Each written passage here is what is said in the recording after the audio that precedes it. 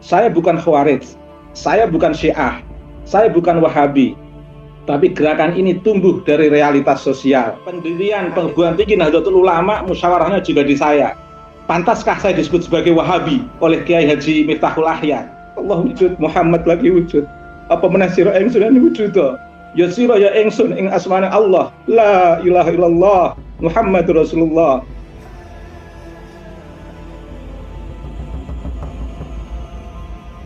Sebagai bentuk takziman wa ikraman saya kepada Kiai Haji Miftahul Ahyar dalam posisi apapun, di luar maupun di luar PBNU maupun di PBNU, beliau adalah orang tua saya, sehingga untuk bentuk kehati-hatian saya, mungkin saya mohon izin untuk membaca dulu Mas Yusuf dari beberapa poin sensitif terkait dengan gerakan menjawab realitas sosial sebagai sebuah resolusi dari teman-teman.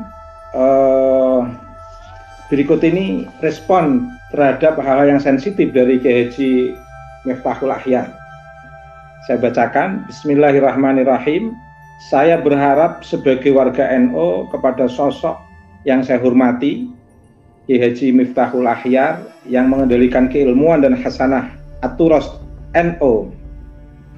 Setiap kali memahami anak muda NU, kiranya betul-betul berdasarkan ilmu hasanah At-Turas dan konteks yang sebenarnya terjadi di lapangan. Setidaknya ada instrumen yang bisa dijadikan untuk menilai, sehingga tidak mengorbankan putra-putri Nahdien yang benar-benar ingin menjaga marwah NU dengan penuh hati-hati dan terukur, tidak seperti sosok yang dijadikan standar analogi hukum asal, yaitu sosok pemuda yang memiliki karakter shaimun nahar, qaimul lail, wa yadhkurunallaha qiyaman wa qu'uda. Tetapi sosok ini yang dijadikan analogi Kiai Haji Miftahul Ahyar tidak menggunakan nalar sehat, penuh perasaan, emosional, dan Islam tidak dipahami sebagai agama rahmatan lil alamin, namun dipahami sebagai ideologi kekuasaan. Tentu ini sangat jauh berbeda ketika ini dianalogkan dengan kiai-kiai muda NU yang selama ini mengkritisi klan Ba'alwi. Kedua, Kiai Haji Miftahul Ahyar dengan tegas memandang orang bukan dari nasab, namun dari ilmu dan takwa. Justru ini yang ingin diperjuangkan Kiai Haji Imaduddin Utsman, karena selama ini nasab telah dijadikan alat hegemoni dan relasi yang tidak seimbang. Hampir semua habaib membangun glorifikasi dan interpolasi melalui nasab. Bahkan ilmu dan simbol-simbol ketakwaan menjadi alat untuk mengunggulkan nasab. Nasab satu hal, ilmu hal yang berbeda, yang harus tetap kita hormati dan kita muliakan. Tiga, secara tersirat di dalam pidato Kiai Haji Miftahul Ahyar dan tersurat, pengkritik klan Ba'alwi disampaikan Kiai Haji Miftahul Ahyar telah meragukan Said Alwi Al-Maliki. Ini tidak benar. Kiai Haji Imaduddin Utsman tidak pernah meragukan nasab Said Alwi Al-Maliki. Bahkan beliau bersanad, keilmuan beliau bersambung ke Said Alwi Al-Maliki. Sebagaimana disampaikan Kiai Miftahul Ahyar, ini yang keempat, pengkritik klan Ba'alawi adalah Wahabi.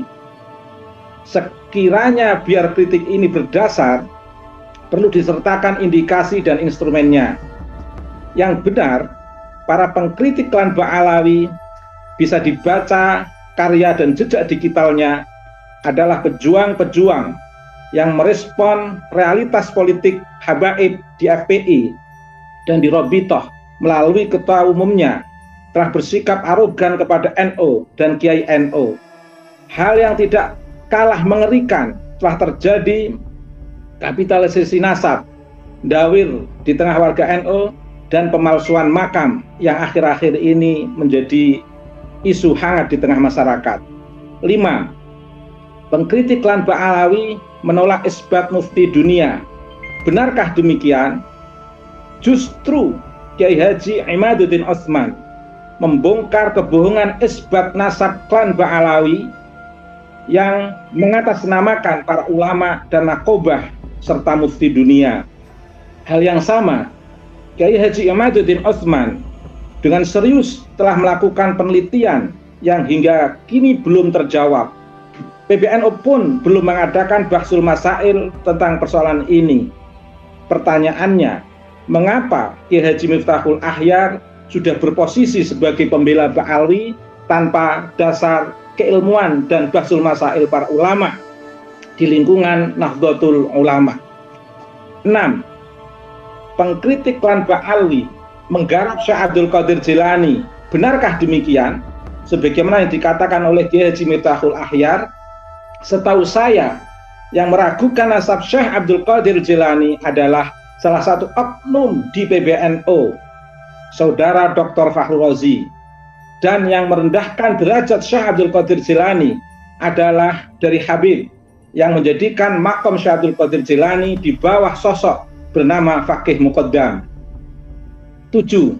Saya masih berharap Kiai Haji Miftahul Akhyar bijak memahami permasalahan habaib di Indonesia yang sudah benar-benar meresahkan masyarakat, yang bisa kita lacak dari jejak digital mereka dan catatan buruk tokoh-tokoh penting berpengaruh mereka di lingkungan klan Ba'alawi. Saya mencintai NU yang sekarang ini berhadapan dengan tokoh pengendali habaib dan Robitoh, dan juga berhadapan para tokoh NUGL garis lurus yang kesemuanya memiliki jejak digital yang tidak baik terhadap Nahdlatul Ulama. Saya bukan Khawarij, saya bukan Syiah, saya bukan Wahabi, tapi gerakan ini tumbuh dari realitas sosial. Akhirnya dari saya bertawasul kepada Syekh Abdul Qadir Jilani, Wali Songo, Pangeran Hasanuddin, Pangeran Sambu, dan Syekh Mutamakin. Allah wujud, Muhammad lagi wujud. Apa menasira engsun yang wujud? Ya sira ya engsun ing asmane Allah, la ilaha illallah, Muhammadur Rasulullah. Al-Fatihah. Sekian, terima kasih Mas Yusuf. Oke, ini saya serasa orasi ini. Tapi saya yakin ini bukan sebuah bentuk demo dari Kiai Ubadillah, tetapi mencoba, ya, yang saya tangkap, mencoba untuk membaca teks agar tidak lepas dari kontekstualnya. Tetapi spiritnya, saya yakin Anda itu tidak melawan tanda kutip Roisam, karena Roisam di PBNU adalah simbol simbol dari sosok ulama yang dihormati dari sepanjang masa. Begitu, oke, Ubed, ya. Ya, saya sangat menghormati Roisam, Mas, karena sanad saya dipesan orang tua saya, siapapun pemimpinnya di NU harus kamu hormati, dari Tanfid maupun dari Roisam. Tidak hanya di PBNU, di PCNU pun begitu. Dan di rumah saya biasa, Mas, untuk kadang sarapan bareng pengurus PCNU Rembang, biasa itu. Dan pendirian perguruan tinggi Nahdlatul Ulama, musyawarahnya juga di saya. Pantaskah saya disebut sebagai Wahabi oleh Kiai Haji Miftahul Akhyar? Terima kasih.